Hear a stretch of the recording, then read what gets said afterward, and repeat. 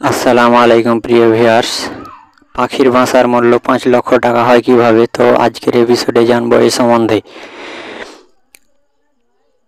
তো স্বাগতম আপনাকে ইশারা স্টুডিওর আরেকটি এপিসোডে।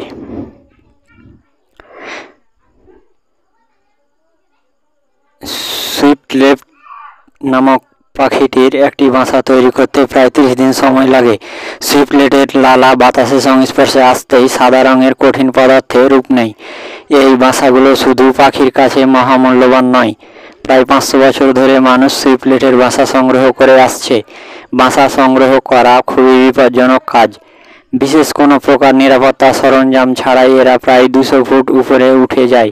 কাজটি অনেক দুরূহ হলেও প্রাপ্তিটা অনেক বড়।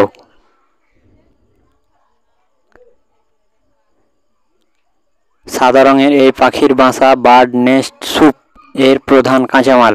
দক্ষিণ পূর্ব এশিয়ায় এবং চীনে এটি একটি মূল্যবান উপাদেয় খাবার। সুইফটলেটের বাসা প্রতি কেজির মূল্য প্রায় 5 লাখ টাকা। বাসা অপসারণের সঙ্গে সঙ্গে পাখিটি আবার নতুন বাসা বানানো শুরু করে।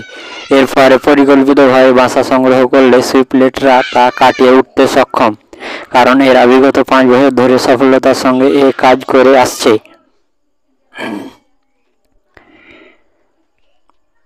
তো এ কাজে সহজেই কেউ কাউকে বাধ্য করে না। নিজের ইচ্ছা হলে বা নিজের প্রতি ভরসা বিশ্বাস থাকলেই এই কাজে তারা ছড়িয়ে পড়ে,